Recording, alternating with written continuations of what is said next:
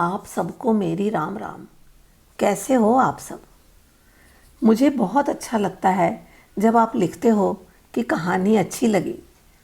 हमारे राम हैं ही ऐसे, सबको अपना बना लेते हैं। बहुत बातें हैं, फिर कभी करूँगी। अब आगे की कहानी।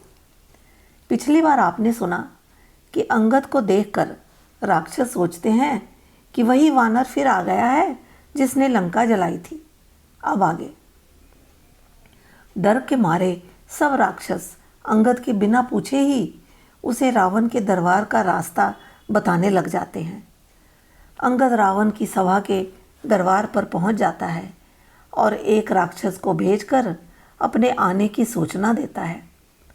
रावण को जब समाचार मिलता है कि कोई वानर आया है तो वो जोर से हंसता है, मजाक उड़ाता है, कहता है, ले आओ उसको, जरा देखो तो सही कहाँ का बंदर है। राक्षस हाथी के समान बलवान अंगद को बुला लाते हैं।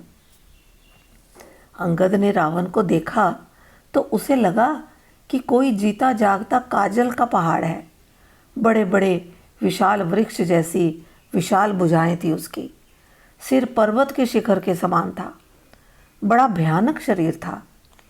लेकिन बाली पुत्र अंगद उसे देखकर जरा भी नहीं डरा। अंगद को देखते ही सारे सभासद उठकर खड़े हो गए। यह देखकर रावण को बहुत गुस्सा आता है कि एक वानर की मेरे सामने इतनी रिस्पेक्ट। गुस्से में अंगद से पूछता है, हे वानर, तू कौन है? अंगद कहते हैं, हे दशग्रीव। रावण का एक नाम दशग्रीव भी है। हे दशग्रीव, मैं श्री रघुवीर का दूत हूँ। मेरे पिता से तुम्हारी बहुत मित्रता थी, इसलिए हे भाई, मैं तुम्हारी भलाई के लिए आया हूँ। कहता है, तुमने बहुत उत्तम कुल में जन्म लिया है। तुम पुलस्त्य ऋषि के पोते हो।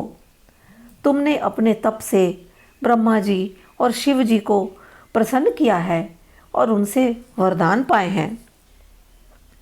सब राजाओं को तुमने जीत लिया है, लेकिन राज अहंकार और मोहवश होकर तुम जगत जननी सीता को उठा लाए हो। अब तुम मेरी बात मान लो। प्रभु राम तुम्हारे सारे अपराध क्षमा कर देंगे। अपने सारे परिवार सहित सीता माता को लेकर राम प्रभु के पास जाओ और क्षमा मांग लो। आगे की कहानी अगली बार। तब तक राम राम।